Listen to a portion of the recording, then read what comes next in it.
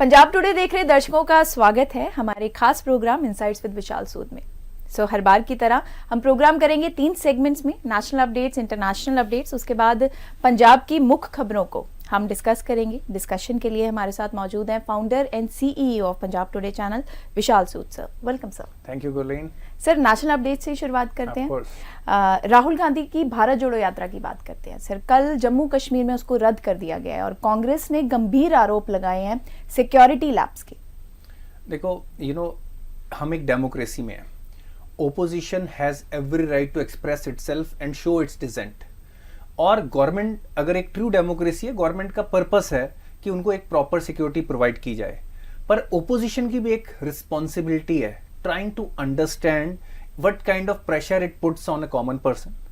उससे जो हमारा सिक्योरिटी अपरेटस है उसके ऊपर क्या प्रेशर और स्ट्रेस आते हैं, स्पेशली उस एरिया में जहां पे हम चीजों को नॉर्मलाइज कर रहे हैं। काफी हद तक धारा 370 हटने के बाद चीजें नॉर्मलाइज हुई हैं, पर उसको हम कोशिश कर रहे हैं। बट मैं ये कहता हूं कि let's be fair in our analysis. हम गवर्नमेंट को रिस्पॉन्सिबल, ऑफ कोर्स गवर्नमेंट की रिस्पॉन्सिबिलिटी है, सिक्योरिटी होनी चाहिए, सिक्योरिटी लैब्स नहीं होने चाहिए। और बट ओपोजिशन, जैसा कि अगेन फिर बीजेपी ने बोला है कि it is just crying foul trying to get more attention. So हर चीज को एक बैलेंस पर्सपेक्टिव से देखने की जरूरत है। मेरे को भारत जोड़ो यात्रा से सबसे ज्यादा जो it is a good initiative from the Congress perspective. Congress एक नेशनल पार्टी है, स्ट्रांग ओपोजिशन की देश को जरूरत है। पर जब आप भारत जोड़ो यात्रा में उमर अब्दुल्ला जैसे पॉलिटिशियंस को बुलाते हैं, राइट, जिनका clear cut, who have clearly stated against the unification of Jammu Kashmir. हम सब मानते हैं, हमारा एक स्ट्रांग बिलीफ है, एक अटल बिलीफ है कि जम्मू कश्मीर भारत का एक अभिन्न अंग है। इसको कोई नहीं तोड़ सकता और पीओके को भी भारत में हमने जोड़ना ही जोड़ना है। इसका एक प्रण ऑलमोस्ट हर भारतीय के मन में है और हमारी गवर्नमेंट इसको आर्टिकुलेट करती रही है और जो भी गवर्नमेंट पावर में रही है उसने इसको आर्टिकुलेट किया, इसके अगेंस्ट नहीं बोला। पर एक्चुअल में ग्राउंड पे एक्शंस मैटर करते हैं।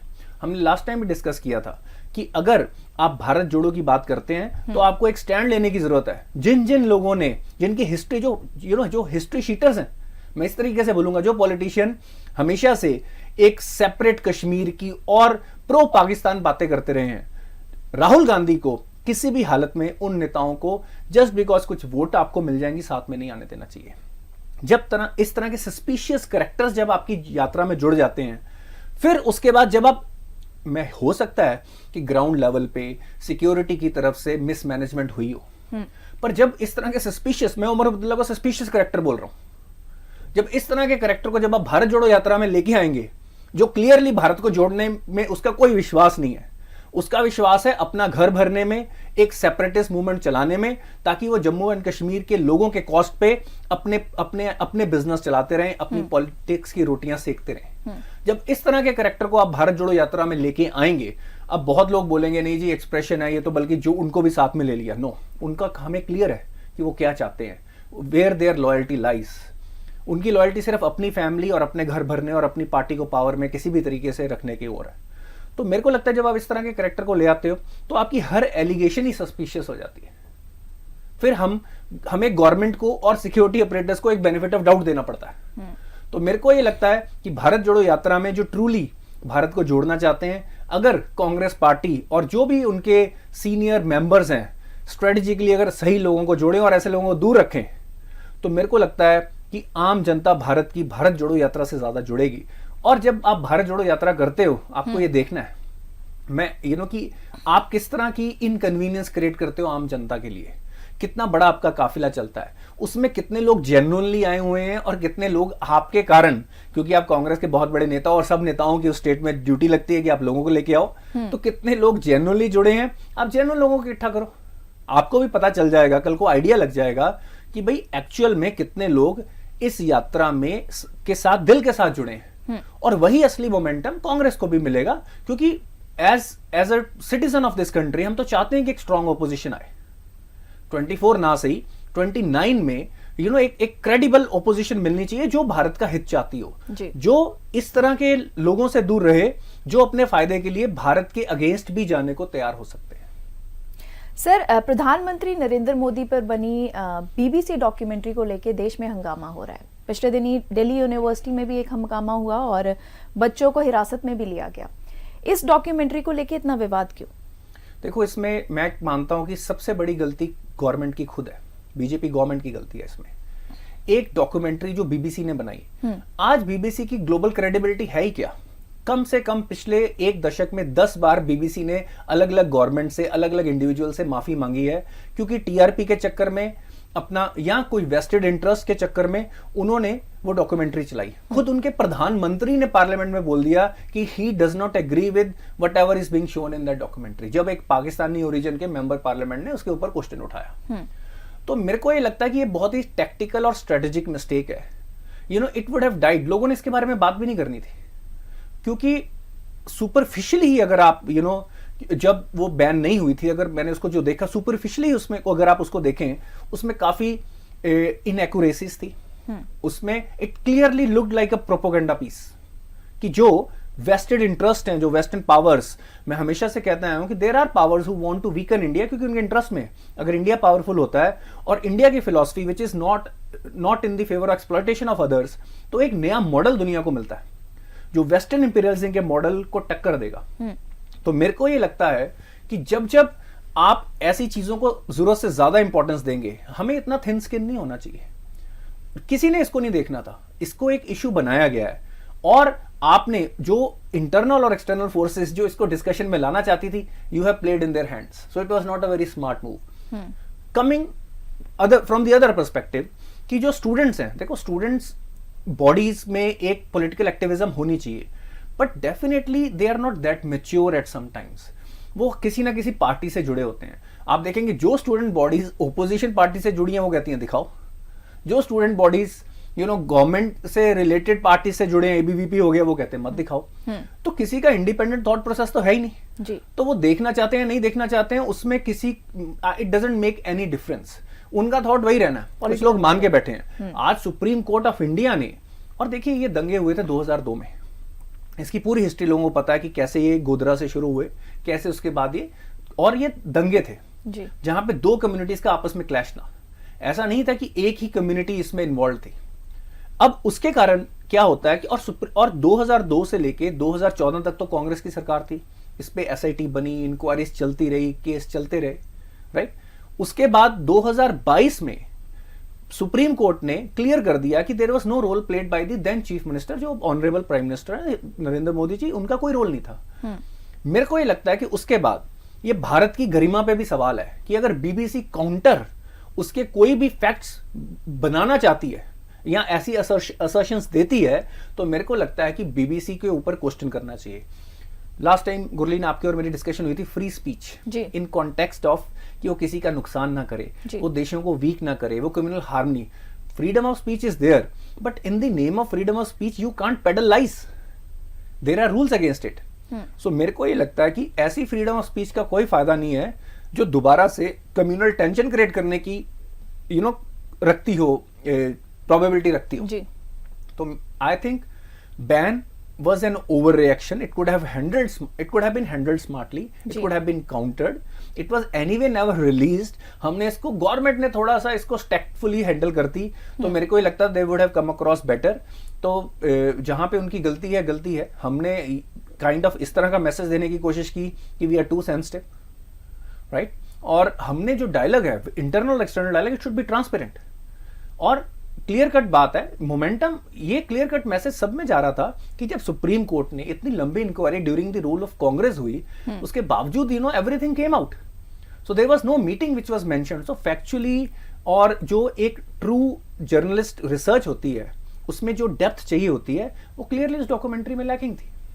Sir, Islamic world is now worried about Taliban's interpretation of Islam. उनका ये मानना है या उनका ये डर है कि वुमेन को लेके इम्पैक्ट जो है वो काफी खराब हो सकते हैं। So what do you think about ideological influence of Islam and Taliban?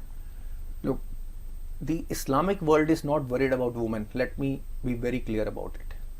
What they are worried is when an Islamic state, clear cut, Sharia or Islamic state like Taliban shows its barbarism, right? There is no, whatever way they interpret, they are showing that barbarism. It makes it difficult for them to justify their own Islamic rule, because आज वहां पे economic growth है, but there is no true democracy. as long as there is no freedom of speech, there are no similar rights to given to women over there also. So what they are worried is that this barbarism will expose their own lack of freedom and flexibility to women. So they don't want कि जो उनकी ruler है, जो the kind of rule they are having, जहाँ पे उनको एक free rights है, they control everything, people can't vote, कहीं उनके वो rights ना चले जाएं. So they are worried more about their own image in the Western wider world, because by citing Taliban as an Islamic state, other rules can also be questioned, and it can tomorrow lead to some kind of what you call revolts against the ruling elite of those countries. So basically that is their major worry.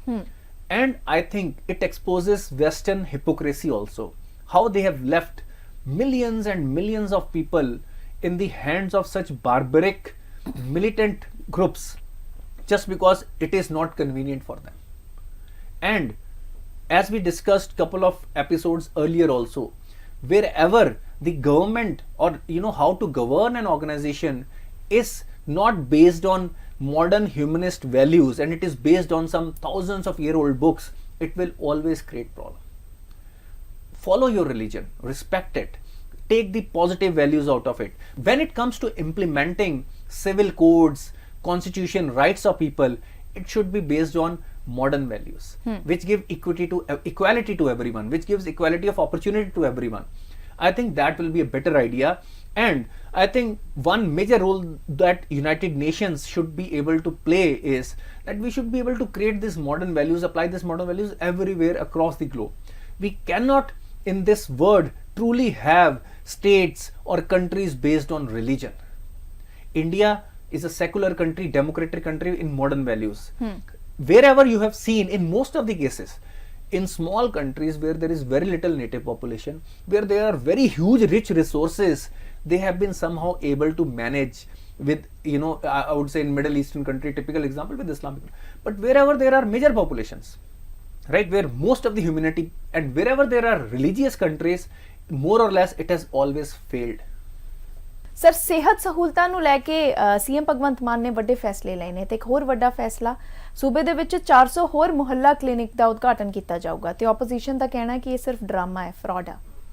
ਦੇਖੋ ਮੁਹੱਲਾ clinic health specially ਜੇ India ਵਰਗੀ country ਜਾਂ ਮੈਂ Punjab state ਦੀ ਵੀ ਗੱਲ ਕਰਾਂ wear ਕਾਫੀ ਲੋਕਾਂ ਦੀ income ਇੱਕ certain level ਤੋਂ ਹੁੰਦੀ ਹੈ ਤੇ ਮੈਡੀਕਲ ਖਰਚਾ ਉਹਨਾਂ ਨੂੰ ਚੁੱਭਦਾ ਹੈ, ਉਹਨਾਂ ਦੇ ਪੂਰੇ ਬਜਟ ਨੂੰ ਹਿਲਾ ਦਿੰਦਾ ਹੈ। ਮੁਹੱਲਾ ਕਲੀਨਿਕ ਥਿਓਰੈਟੀਕਲੀ ਬਹੁਤ ਹੀ ਵਧੀਆ ਇਨੀਸ਼ੀਏਟਿਵ ਹੈ ਤੇ ਮੁਹੱਲਾ ਕਲੀਨਿਕ 'ਚ ਵਧੀਆ ਸਰਵਿਸ ਆਵੇ ਤੇ ਇਹਦੇ ਰਿਜ਼ਲਟਸ ਆਣ, this is what I hope for.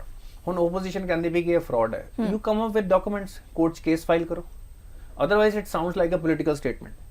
ਹੁਣ ਇਨੀਸ਼ੀਏਟਿਵ ਤੇ ਲੈਣੇ ਨੇ, ਹੁਣ ਤੁਸੀਂ ਹਰ ਇਨੀਸ਼ੀਏਟਿਵ ਤੋਂ ਪਹਿਲਾਂ ਆਈ ਐਮ ਸ਼ੋਰ ਕਿ ਅੱਜ RTI ਹੈਗੀ ਆ, ਗੌਰਮੈਂਟ ਜੇ ਕੋਈ ਕੰਮ ਕਰਦੀ ਉਹਨਾਂ ਨੂੰ ਪਤਾ ਹੈ ਕਿ ਲੋਕਾਂ ਨੇ ਤੇ ਬਿਨਾਂ ਵਜ੍ਹਾ ਇਲਜ਼ਾਮ ਲਗਾ ਦੇਣੇ, ਇੱਕ ਲੈਵਲ ਤੱਕ ਤੇ ਕੰਮ ਕੀਤਾ ਜਾਵੇ ਤੇ ਪਰ ਹੁਣ government the we responsibility 400 mohalla clinic is a very good number, ਇਸ ਦੇ ਰਿਜ਼ਲਟ ਦਿਖਾਏ ਜਾਣ, ਕੇਸ ਸਟੱਡੀਜ਼ ਹੋਣ ਇੰਡੀਪੈਂਡੈਂਟ, ਇਹਦੇ ਉੱਤੇ ਸਟੱਡੀਜ਼ ਵੀ ਹੋਣੀਆਂ ਚਾਹੀਦੀਆਂ ਕਿ ਕਿੰਨੇ ਲੋਕਾਂ ਨੂੰ ਉਹਦਾ ਬੈਨੀਫਿਟ ਹੋ ਰਿਹਾ, ਕਿਸ ਲੈਵਲ ਦੀ ਫੈਸਿਲਿਟੀ ਮਿਲਦੀ ਪਈ ਆ।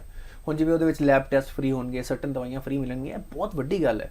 ਕਾਫੀ ਵਾਰੀ ਜਿਹੜੇ lower middle class poor family ਦੇ ਲੋਕੀ, ਈਵਨ ਮਿਡਲ ਕਲਾਸ, ਉਹ ਕੀ ਕਰਦੇ ਨੇ ਕਿਉਂਕਿ ਉਹਨਾਂ ਨੂੰ ਪਤਾ ਡਾਕਟਰ 500-700 ਰੁਪਏ ਫੀਸ ਲਏਗਾ, ਫਿਰ ਦਵਾਈ ਦਾ ਖਰਚਾ ਪਏਗਾ, ਉਹ ਸਿੱਧਾ ਕਈ ਵਾਰੀ ਕੈਮਿਸਟ ਕੋ ਚਲੇ ਜਾਂਦੇ ਨੇ ਜੀ। ਕੈਮਿਸਟ ਇੰਡੀਆ ਵਿੱਚ ਉਹਨਾਂ ਨੂੰ ਇੰਨੀ ਨੌਲੇਜ ਹੁੰਦੀ ਨਹੀਂ ਹੈ ਪੂਰੀ, chemist should not actually prescribe medicine.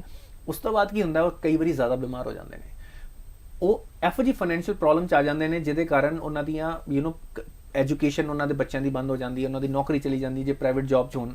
ਤੇ ਮੈਨੂੰ ਇਹ ਲੱਗਦਾ ਹੈ ਕਿ ਇਹ ਹੈਲਥ ਇਨੀਸ਼ੀਏਟਿਵ, ਜੇ ਤੁਸੀਂ ਬੇਸਿਕ ਨੈਸੈਸਿਟੀਜ਼ ਕਿਸੇ ਦੀ ਹੈਲਥ, ਉਹਦੀ ਇੰਸ਼ੋਰੈਂਸ, ਚੰਗਾ ਖਾਣਾ, ਸਾਫ ਸੁਥਰਾ এনवायरमेंट ਦੇ ਦਿਓ, ਉਹਨਾਂ generations the with in ਫਿਊ years economically next level ਤੇ ਜਾਣਾ ਬਹੁਤ ਹੈ। ਜੇ ਅਸੀਂ ਆਪਣੇ ਦੇਸ਼ ਨੂੰ ਵੀ ਲੋਅਰ ਇਨਕਮ ਤੋਂ ਮਿਡਲ ਇਨਕਮ ਤੇ ਲੈ ਕੇ ਜਾਣਾ, ਜੋ ਆਪਾਂ ਗੋਲ ਪਿਛਲੀ ਵਾਰੀ ਡਿਸਕਸ ਕਰਦੇ ਪਏ ਸੀ ਕਿ 2030 ਤੱਕ ਸਾਡਾ $5000 ਪਰ ਕੈਪੀਟਾ ਇਨਕਮ ਹੋਵੇ ਤੇ ਇਹਦੇ ਲਈ ਸਾਨੂੰ $7.5 ਟ੍ਰਿਲੀਅਨ ਦੀ ਇਕਨੋਮੀ ਬਣਨਾ ਹੈ ਨੈਕਸਟ 5 to 7 ਇਅਰਸ, ਉਹਦੀ ਫਾਊਂਡੇਸ਼ਨ ਚੰਗੀ ਸਿਹਤ ਤੋਂ ਜਾਏਗੀ।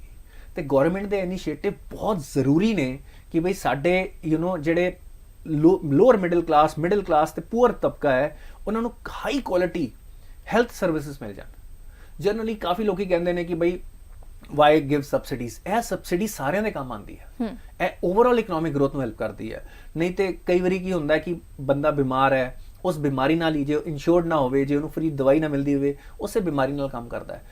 ਜੇ ਲੈਟਸ ਸੇ ਉਹ ਸਰਵਿਸ ਇੰਡਸਟਰੀ 'ਚ ਹੈ, ਉਹ ਬਿਮਾਰੀ ਫੈਲ ਵੀ ਸਕਦੀ ਹੈ। ਤੇ ਮੈਨੂੰ ਲੱਗਦਾ ਕਿ ਇਹਨਾਂ ਇਨੀਸ਼ੀਏਟਿਵਸ ਦਾ ਜਿਹੜਾ ਮਹੱਤਵ ਹੈ, ਕਈ ਵਾਰੀ ਲੋਕੀ ਸਮਝਦੇ ਨਹੀਂ। ਜੇ ਓਪੋਜੀਸ਼ਨ ਕਹਿੰਦੀ ਵੀ ਆ ਕਿ ਬਈ ਇਹਦੇ 'ਚ ਕਰਪਸ਼ਨ ਹੋਈ ਹੈ ਤੇ ਪ੍ਰੂਵ ਕਰੋ, ਆਪਾਂ ਤਾਂ ਕਿ ਉੱਤੇ ਡਿਸਕਸ਼ਨ ਕਰੀਏ ਤੇ ਆਪਾਂ ਅੜੇ ਹੱਥ ਲਈਏ ਗਵਰਨਮੈਂਟ ਨੂੰ। ਬਟ ਮੁਹੱਲਾ ਕਲੀਨਿਕ ਥਿਓਰੈਟੀਕਲੀ ਜੇ ਵਧੀਆ ਤਰੀਕੇ ਨਾਲ ਇੰਪਲੀਮੈਂਟ ਕੀਤੇ ਜਾਣ, ਬਹੁਤ ਹੀ ਵਧੀਆ ਇਨੀਸ਼ੀਏਟਿਵ ਨੇ ਤੇ ਅਲੱਗ-ਅਲੱਗ ਫਾਰਮਸ 'ਚ ਕਾਫੀ ਗਵਰਨਮੈਂਟਸ ਕਰਦੀਆਂ ਪਈਆਂ।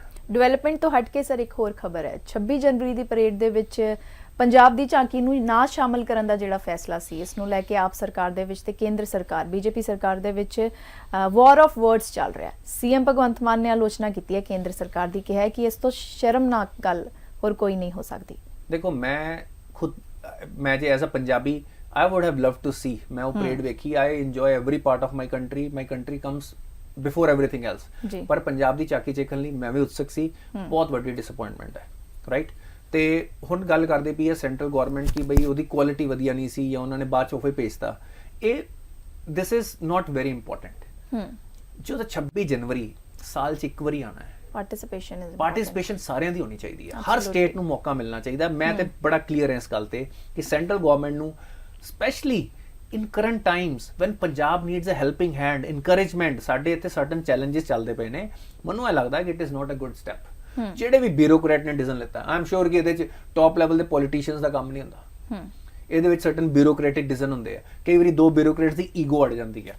ਪਰ ਗੁਰਲੀਨ ਤੁਸੀਂ ਦੱਸੋ, ਆਪਾਂ 26 ਜਨਵਰੀ ਦੀ ਪਰੇਡ ਵੇਖਦੇ ਪਏ ਆ, 4 ਝਾਂਕੀਆਂ ਹੋਰ ਨਿਕਲ ਜਾਣਗੀਆਂ, 10 ਮਿੰਟ ਹੋਰ ਵੇਖ ਲਾਂਗੇ, we are anyway enjoying it. ਬਿਲਕੁਲ ਠੀਕ ਹੈ ਨਾ, ਸਾਡੇ ਬੱਚੇ ਵੇਖਣਗੇ ਤੇ ਹਰ ਸਟੇਟ ਦਾ ਕਲਚਰ ਪੂਰੇ ਨੇਸ਼ਨ ਨੂੰ ਉਦੋਂ ਇਹਨੂੰ ਐਕਸਪੋਜ਼ ਹੁੰਦਾ ਹੈ, ਉਹਨਾਂ ਨੂੰ ਉਹਦਾ ਐਕਸਪੋਜ਼ਰ ਮਿਲਦਾ, ਸਿੱਖਣ ਨੂੰ ਮਿਲਦਾ ਹੈ। ਤੇ ਮੈਨੂੰ ਇਹ ਲੱਗਦਾ ਕਿ ਝਾਂਕੀਆਂ of course with national integration as a common theme, our culture heritage as common theme, Punjabi culture as the theme, ਹਰ ਸਾਲ ਹਰ ਸਟੇਟ ਦੀ, ਹਰ ਯੂਟੀ ਦੀ ਜਿਹੜੀ ਇਹ ਹੈਗੀ ਹੈ, ਇਹ ਚੱਲਣੀ ਚਾਹੀਦੀ ਹੈ। ਆਪਾਂ ਪੋਲੀਟੀਸ਼ੀਅਨ ਨਹੀਂ ਹੈ, ਸ਼ਰਮਨਾਕ ਗੱਲ ਹੈ ਜਾਂ ਨਹੀਂ ਹੈ, but it was a blunder ਜੀ, ਡਿਸਅਪਾਇੰਟਮੈਂਟ, ਇਟ ਵਾਜ਼ ਅ ਡਿਸਅਪਾਇੰਟਮੈਂਟ। ਪੰਜਾਬ ਦੀ ਝਾਂਕੀ ਪੂਰਾ ਇੰਡੀਆ ਡਿਜ਼ਰਵ ਕਰਦਾ ਹੈ, ਪੰਜਾਬੀ ਕਲਚਰ ਹਰ ਇੰਡੀਅਨ ਇੰਜੋਏ ਕਰਦਾ ਹੈ। ਸਾਡੇ ਗਾਣੇ, ਸਾਡੇ ਖਾਣੇ, ਸਾਡਾ ਨੱਚਣਾ, ਸਾਡਾ ਪਹਿਨਣਾ, ਪੂਰਾ ਇੰਡੀਆ ਇੰਜੋਏ ਕਰਦਾ ਹੈ। ਤੇ ਕੰਪੀਟੀਸ਼ਨ ਕੁਆਲਿਟੀ ਦੀ ਗੱਲ ਨਹੀਂ, ਪਾਰਟਿਸਿਪੇਸ਼ਨ ਬਹੁਤ ਜ਼ਰੂਰੀ ਸੀ। ਕੁਆਲਿਟੀ ਕੀ, I am sure it won't be bad ਜੀ, ਰਾਈਟ। ਤੁਸੀਂ ਮਤਲਬ ਕਿ it would not have been, ਤੁਸੀਂ ਦੱਸੋਗੇ ਨੂੰ ਆਪਾਂ ਇਹ ਚੀਜ਼ਾਂ ਇੰਪਰੂਵ ਕਰੀਏ। ਆਪਾਂ ਇੱਥੇ ਇੱਕ ਯੂਨੀਵਰਸਿਟੀ ਯੂਥ ਫੈਸਟੀਵਲ ਹੁੰਦਾ, ਬੱਚਿਆਂ ਦਾ ਭੰਗੜਾ ਵੇਖ ਕੇ ਮਜ਼ਾ ਆ ਜਾਂਦਾ, ਇੱਕ ਅਲੱਗ ਹੀ ਕੁਆਲਿਟੀ ਹੁੰਦੀ ਹੈ। ਇਹ ਤਾਂ ਪੂਰਾ ਸਟੇਟ ਲੈਵਲ ਦੀ ਝਾਂਕੀ ਸੀ। I am sure lot of investment would have been made.